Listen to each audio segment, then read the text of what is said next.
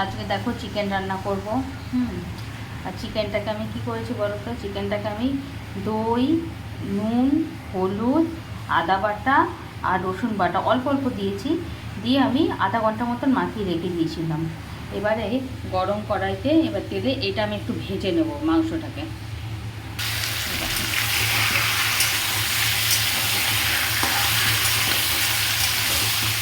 ভেজে নেব 5 মিনিট মতন ভাজবো। এই দেখো মাংসটা ভেজে তুলে রেখেছি, এদিকে তেল গরম হয়ে গেছে, এবার আলু ভেজে নেব। একটু নুন হলুদ দিয়ে ভাজবো।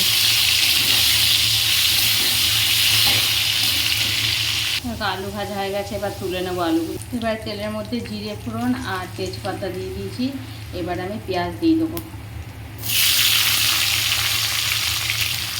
পেঁয়াজগুলো আমি ডুমো ডুমো করে কেটেছি, এরকম বড় বড়।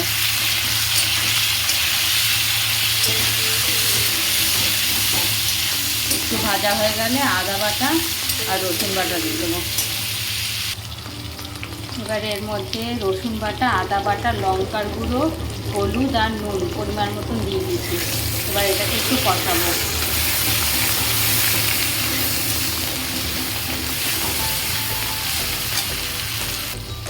লঙ্কা বাটা, জিরে বাটা আর টমেটো দিয়ে দিয়েছি। এবার এটা একটু কষিয়ে তারপরে আলু আর চিকেনটা আমি দিয়ে দেবো। আলু আর চিকেনটা দিয়ে দিয়েছি।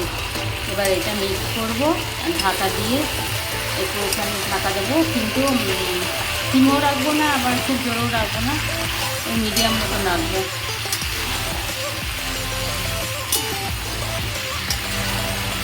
একটু কষা কষাই হবে এটা।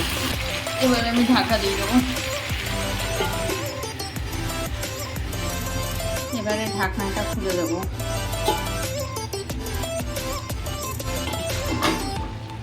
কতটা জল বলেছে।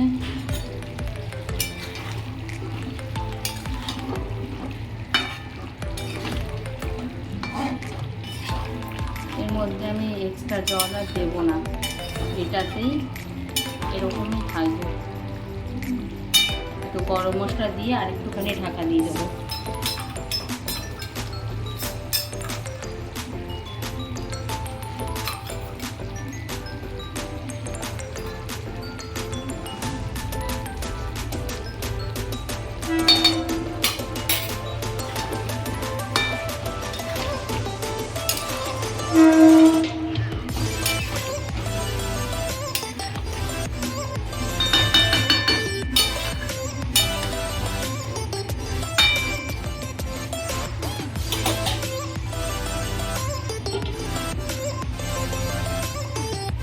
ঢাকনাটা উঠিয়ে দেবো।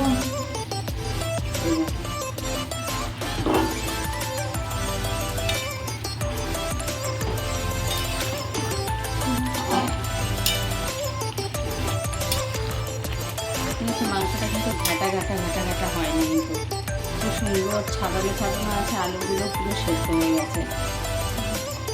এবার আমি নামিয়ে ফেলবো।